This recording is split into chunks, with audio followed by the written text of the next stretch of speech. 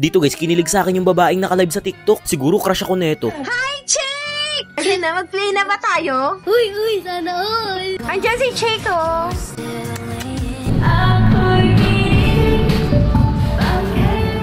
Naku, lalong kikiligin to kapag in-invite ko. Tignan nyo reaction niya. Kaya kong alagaan mo ang pamilya mo, puso mo, utak mo. Ay! Ano na to? Full potential na to. Tingnan niyo yung kasama ko.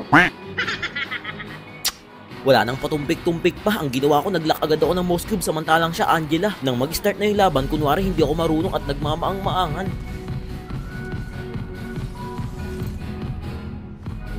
Aray, siya pa yung nahit! Sorry, baby Chick. Sorry baby Chick daw.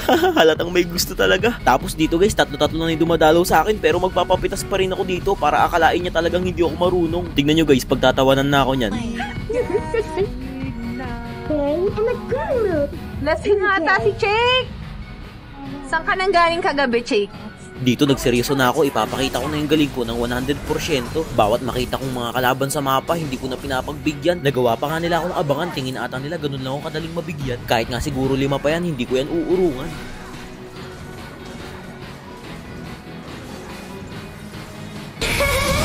Go, Chick! Ilaban mo, Chick! Mabibilib kayo sa akin dito guys kasi papasukin ko yung 4.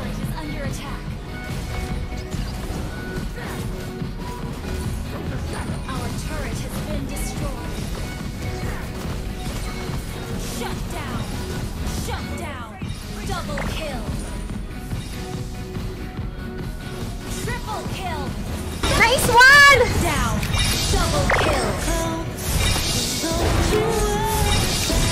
Nice one! Ano? Habang naglo-lord naman kami dito, pinilit ng mga kalaban ko Montes. Maling direksyon ang napuntahan nila kasi nandito ang bida.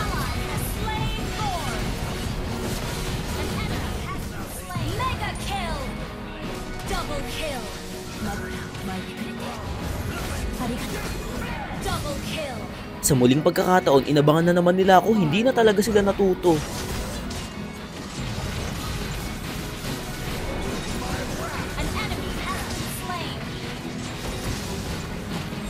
Pero sayang, naglag kasi ako, kung hindi, baka ubos silang lahat doon. Pero ayos lang, abangan nila ang paghihiganti ko ngayon. Clear up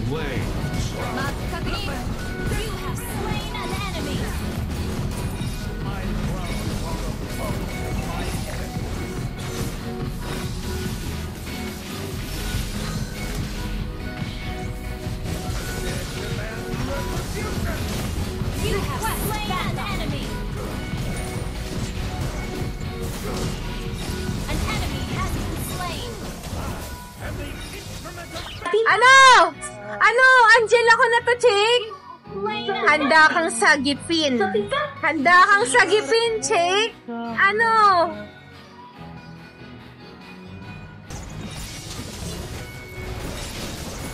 Wipe out sana sila, wala lang mapa ang aking mga kasama. Tingnan nyo yung gagawin ng Ling dyan.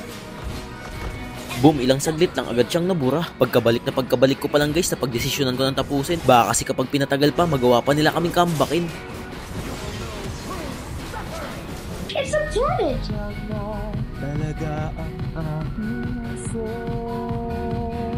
Ano masasabi niya sa Angela ko? Victory!